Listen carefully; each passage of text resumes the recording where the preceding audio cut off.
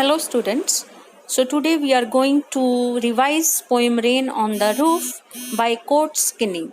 Rain on the Roof.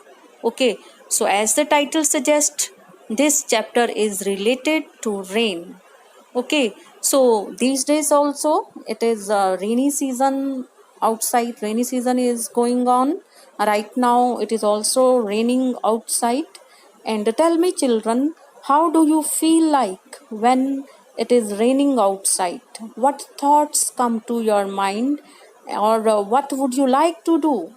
Okay, so naturally, most of the children like rainy season very much. They enjoy rainy season. Okay, like by going outside in the rainy season with umbrella and playing in the rain, or to take bath in the rain, or sometimes they just enjoy by making paper boat and making them float on the rainy water. Okay, but in the poem, let us know what the poet feels like when it is raining outside. Okay, when he hears the sound of rain on his roof, lots of memories come to his mind, and he remembers his mother and her love. He remembers that his mother used to tell him stories which gave him immense solace and pleasure. Okay, through rain, the poet highlights the healing power of nature. According to him, the music produced by the simple act of falling of rain holds the power to bring back some of our fondest memories. These memories then provides us with comfort and calm. So let us start reading first stanza.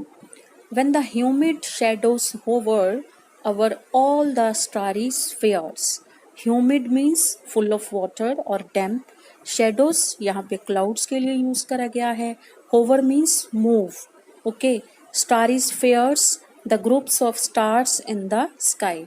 So when the dark clouds move in the sky, which is covered with the stars earlier, means the stars in the sky are not visible as they are covered by the dark rainy clouds. Okay. And the melancholy darkness gently weeps in rainy tears. Melancholy means sad. Okay. Darkness यहाँ पे sky के लिए use किया गया है. Okay. So when the dark and sad sky shed rain, it looks like gently weeps in rainy tears. It seems like the sky is weeping in the form of tears of rain. Okay, so this weather represents the poet's sorrowful mood. Okay, so what a bliss to press the pillow of a cottage chamber bed and lie listening to the patter of the soft rain overhead. Bliss means joy or happiness. Okay, so in such a mood, the only thing that can bring joy to poet's heart is to lay down on the pillow of his bed in his cottage and lie listening to the patter of the soft rain overhead. Patter means the sound of rain falling on the roof. तो जो उसके roof पर जो rain की sound सुनाई दे रही है उसको वो सुने और enjoy करे. Okay, by listening to the soft sound of the rain falling on the roof, he would be feeling very much relaxed and peaceful. Okay.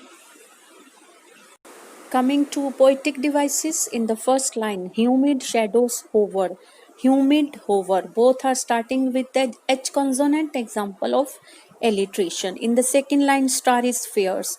Both are starting with the S, example of alliteration. Then in the next line, melancholy darkness gently weeps in rainy tears.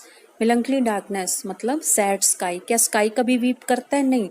Here sky has been shown person-like qualities, human-like qualities. This device is called personification. Melancholy darkness gently weeps. Example of personification. Next, cottage chamber, no sorry, then lie listening, starting both the words with L, example of alliteration. Okay, so one more poetic device is there, that is transferred epithet. Transferred epithet में क्या होता है, जो adjective होता है वो सही person से लेके किसी और चीज पे लगा दिया जाता है. ओके, जैसे कि यहाँ पे मेलंक्लिक मूड में पोएट है. ओके, तो यहाँ पे मेलंक्लिक उसको बोलने की जगह डार्क नाइट या डार्क स्काई को मेलंक्लिक बोला गया है.